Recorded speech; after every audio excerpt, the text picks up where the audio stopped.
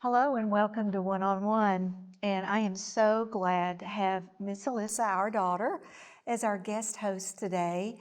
We've been talking about new voices rising up, influential young people who are going to be making a difference in this world. And Elyssia, I know that you are one of those voices that's rising up, strong and courageous for this generation. You come with a great testimony. You come with a great heritage, but you had to fight to get here. And we'll talk more about Elyssia's testimony on future programs, but we're just so blessed that she is part of Dove Song Ministries and going to be reaching a new generation with some new podcasts, something that I don't know what to do or how to do, but you do, and that's what it's all about. You're passing the torch. So we're going to be talking today about what season are we in, and I think God's laid something in your spirit about this season. Yes, definitely. And I am certainly excited for 2025. I think this is going to be a great year. And I know that a lot of us have had some struggles, to get to where we are, or maybe some struggles to get to where we're at. And it's not quite where we think we should be. So that's what we're going to talk about today. What season are you in particular? You could be riding on cloud nine, the best season of your life, or you could be down in the dumps, but it has a purpose, and we're going to discover that today.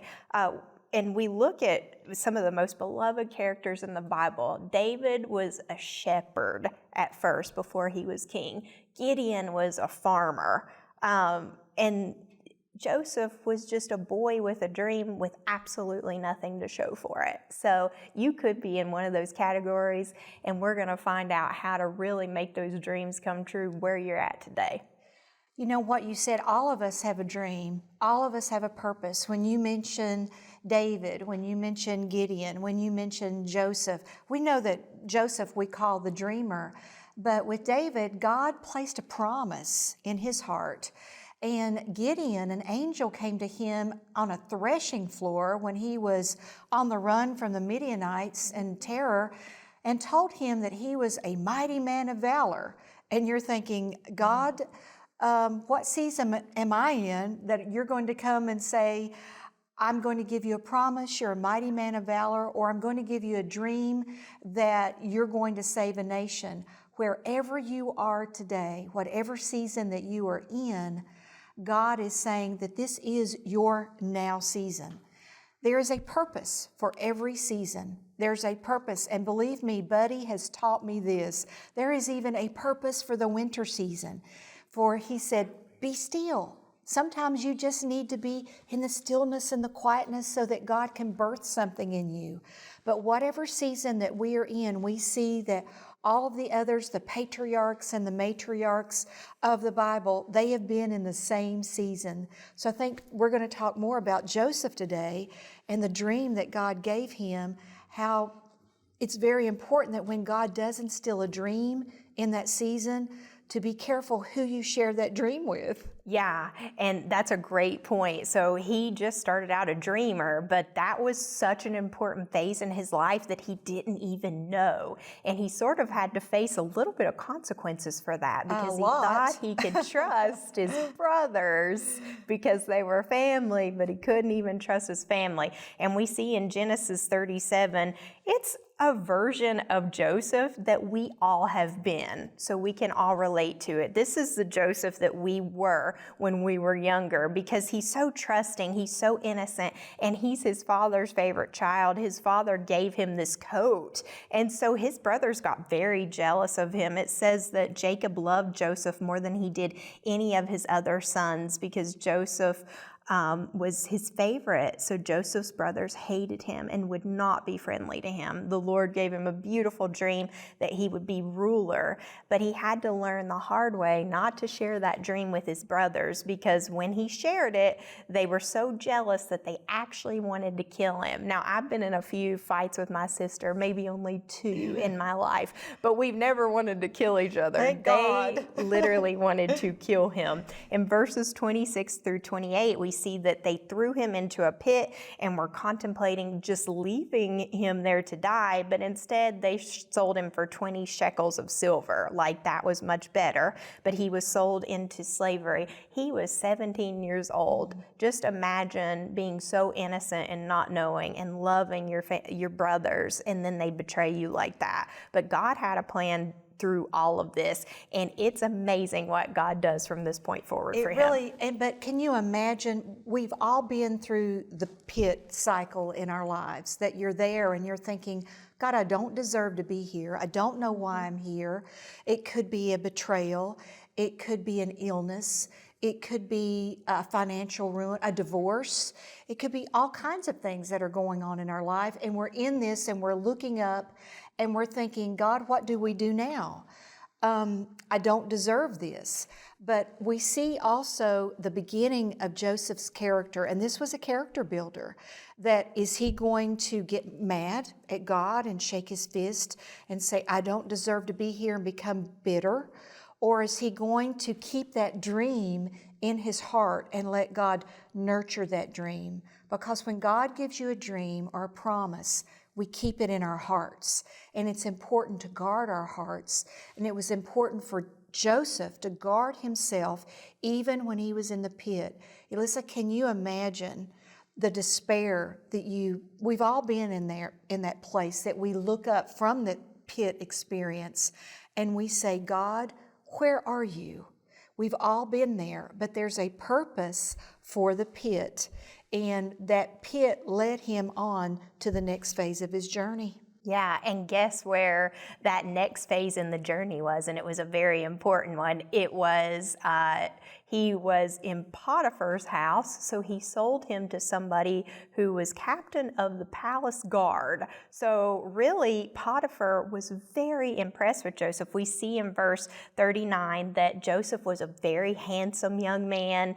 Potiphar really liked him. He was so impressed with him. He was very impressed with Joseph's work ethic, and he made him head of the household.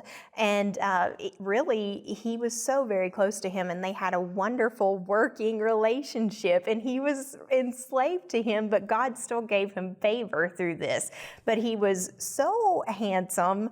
It says in verse 39 too, the Lord was with him in everything that he did, but he was so handsome that Potiphar's wife wanted to get with him, and it was just such a betrayal, and she came at him, wrongfully accused him, so he was in some trouble, and he got sent to prison for it.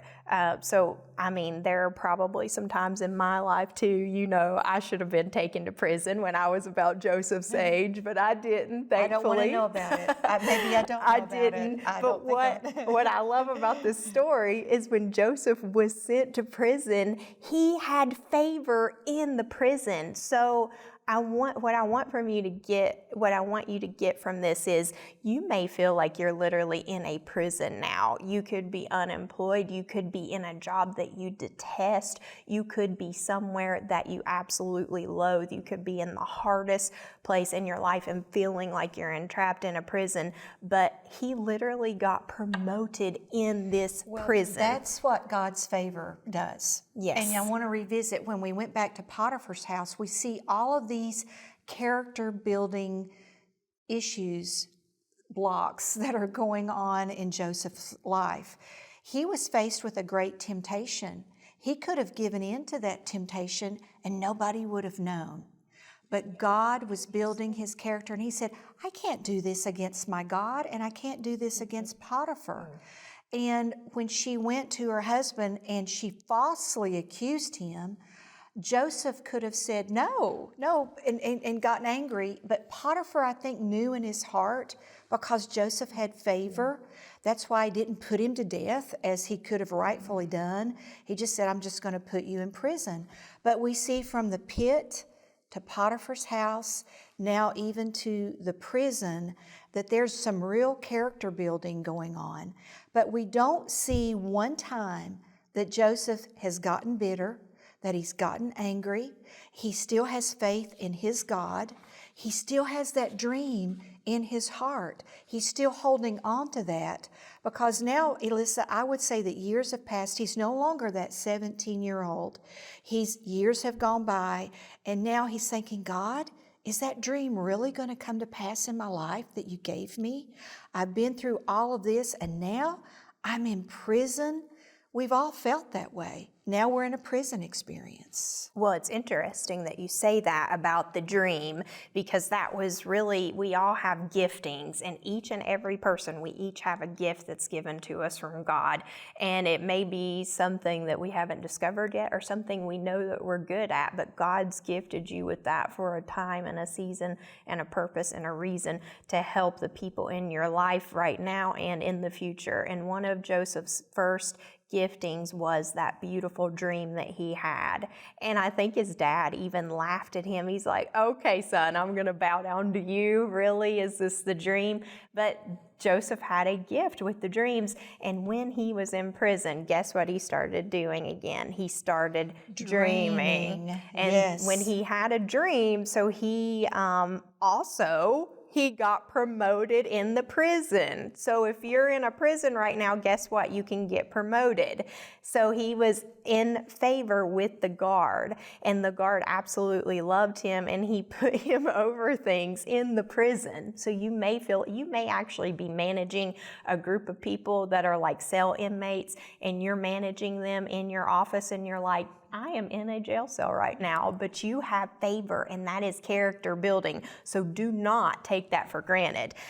We see this dream that he has. So he has a dream about two people he's met there, the cupbearer and the baker. And in chapter 40, we see that he's had a dream about them. And the dream, you can read over that verse yourself. One of them makes it back, and they've gone out of favor with Pharaoh, and one of them goes back to the palace, and the other one does not. His life is ended. And so that's really what the dream is saying here. And so once he interpreted it, he says the dreams, he says he interpreted the dreams, but he says, hey man, to the people that he interpreted, will you please remember me? If you say this to Pharaoh, will you just let him know, like, hey, you got an interpreter here in the prison. I can tell you what's up. But guess what he did? He forgot. So one died, the one was moved back into position. He forgot about Joseph, and he did not say anything until 2 years later. Now that's discouraging. He goes, hey, by the way. Yeah, how discouraging. Yes. How many times have we been there, Elyssia? It's like, Yeah. God, I'm ready. Remember me. I'm ready to go on into my destiny. I'm ready to be placed I'm ready for this ministry. I'm ready for this promotion.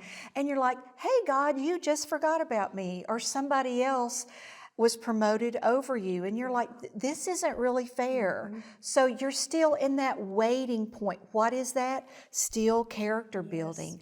God is making us and molding us into the people who He's called us to be. He was also making and molding Joseph. What? To become a great leader. You do not become a great leader unless you are molded and shaped, and God sees your heart. He massages your heart. You have to go through everything that Joseph has gone through. And you're thinking, God, what season are you in right now? You're saying, oh no, I'm still in the pit.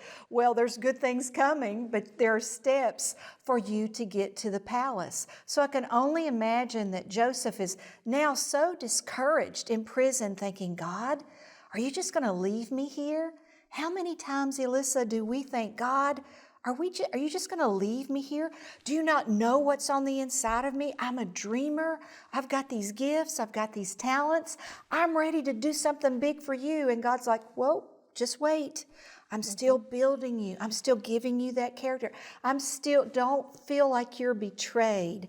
He could have gotten so upset at any moment during the pit, the Potiphar's house, even in the prison. He could have just blown it, and he could have just blown his destiny. But he kept his cool, he kept his resolve, he kept his dream. So now it's time for him to be promoted. Yeah, and what really stuck out to me there from what you said, it's all about God's timing, because if he had been promoted to the palace any sooner, the timing would have been totally off, because guess what happens next? Pharaoh does have a dream, and he's in panic mode, and he's calling all of the sorcerers, the fortune tellers, trying to find someone that can interpret this dream. Now, this didn't happen 2 years ago when he asked his friend, hey buddy, remember me? He's now saying, I'm in desperation, and so he goes, hey, I know a guy. He can interpret your dream. So it was perfect timing.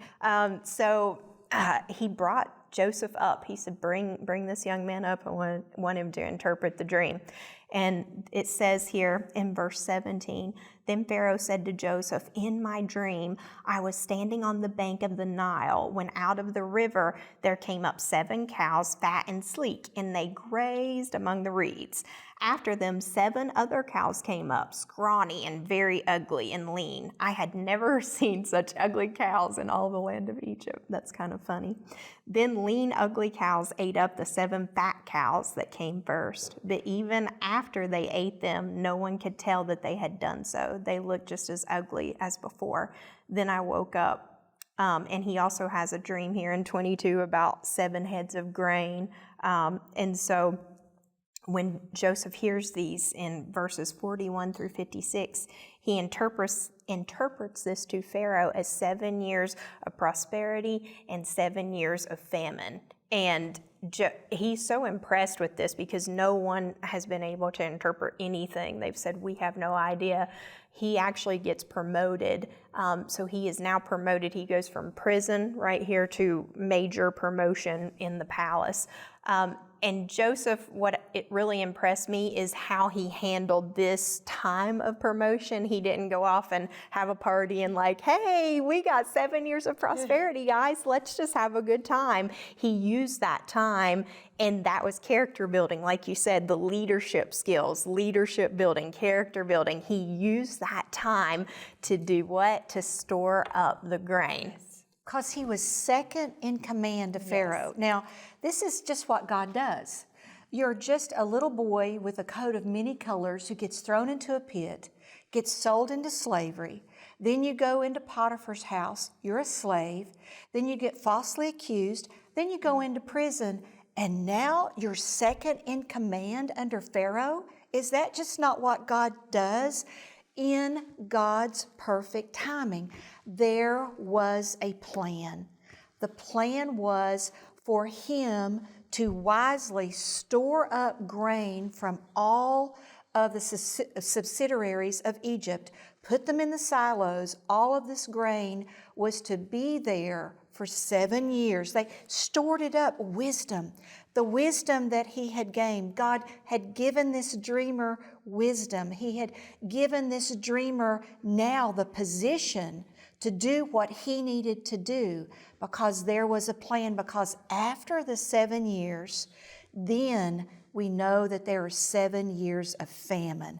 And it gets so bad that it even hits the land of Canaan, where his father and his brothers are, and they have no food. And so now Jacob, it's like, you've got to go to Egypt. I hear there's grain there. You've got to get some grain because we're going to starve. And Elyssia, I'm going to let you pick it up from there because this was all of God's plan. Now the dream that Joseph had in the very beginning is getting ready to come to fruition. The dream that it said that his brothers would be bowing down to him, that they laughed at him. Now they're coming into Egypt not knowing that the one that they sold into slavery was second in command of all of Egypt. Yeah, and in chapter 42 here, it talks about Joseph's family, and I want to talk about Jacob a little bit because Jacob also had I love how it ties in. He had a wonderful calling on his life, and he worked so hard. Those, we remember in the story, the 7 years yes. for his beautiful wife, Rachel, and he had to keep waiting. He loved her so much, and God did such a miraculous story with his papa. And then we see now, when we read in chapter 42, it's like Jacob, he's still mourning. He's been thinking that his son is dead all of these years. So he has been mourning, and his heart has been totally hardened. You can really feel that in the Bible verse when you read it. He's almost totally numb and glazed over. And that really was not a place that God wanted him to be, but he had allowed himself to get so hardened by the loss of his son. And I just think when I read that chapter, if only he could see just at that moment where Joseph is, and he's actually wearing that coat now that he gave him, not the fake version, but the real version.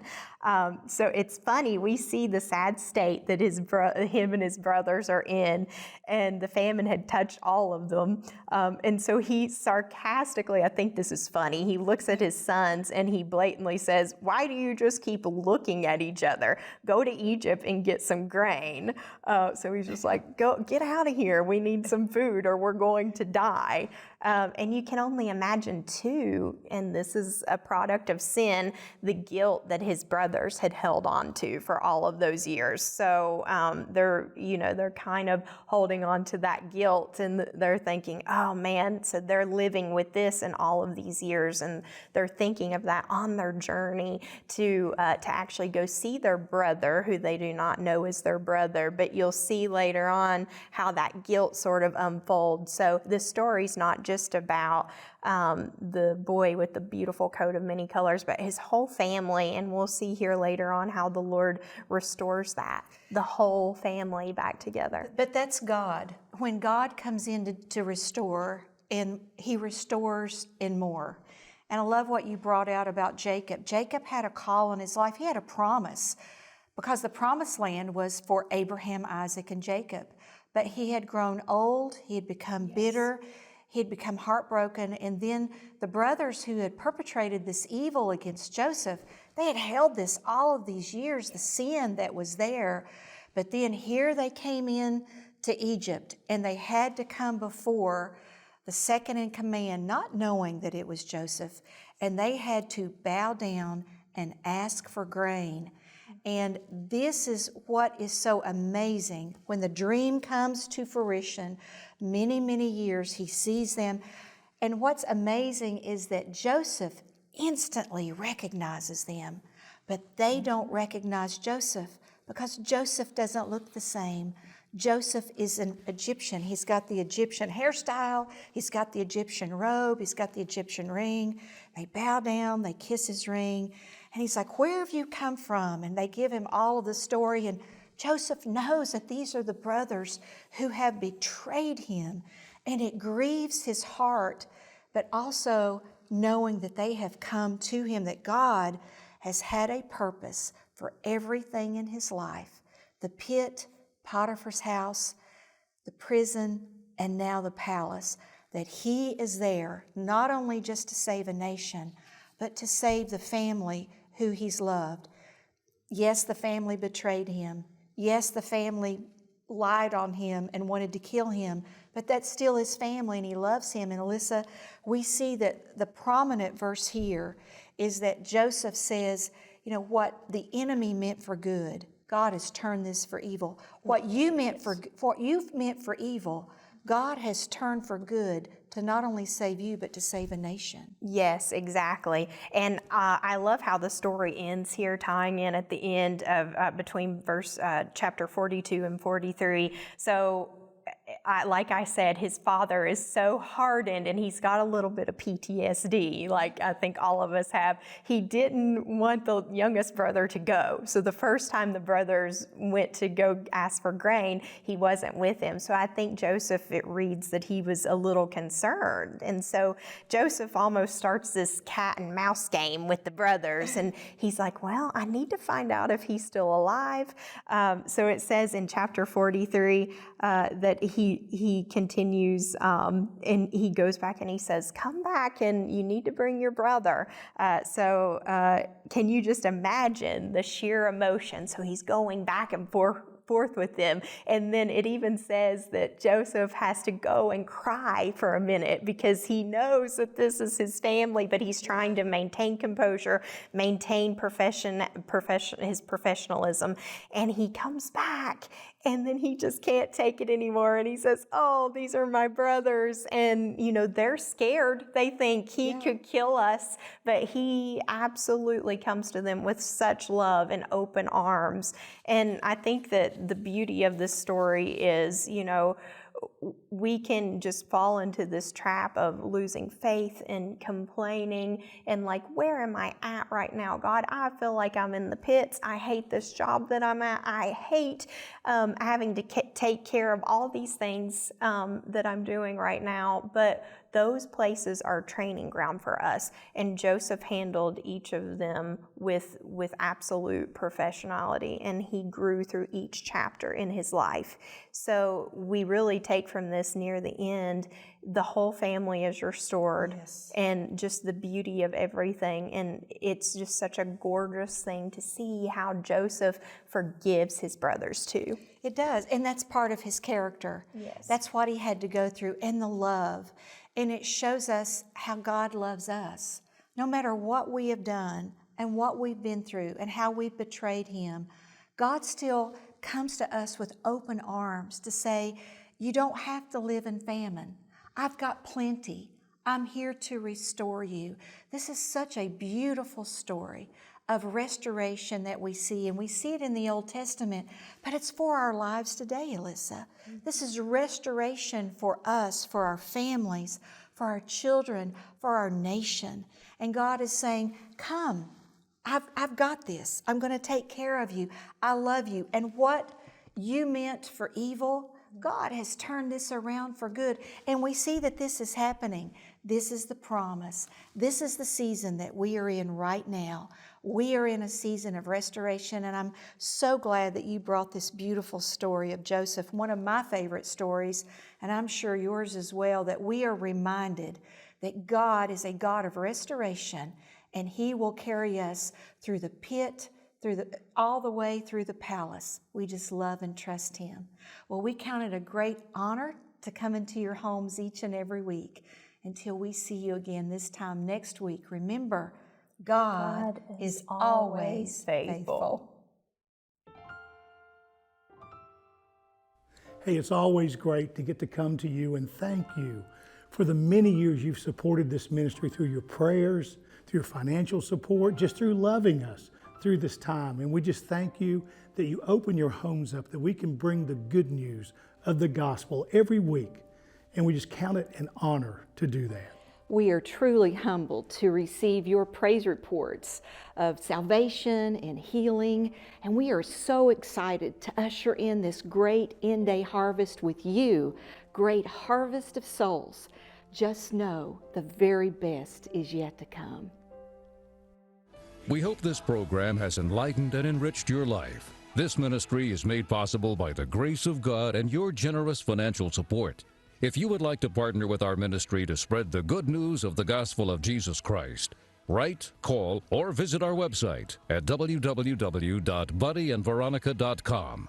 We look forward to visiting with you again soon. Until then, remember, God is always faithful.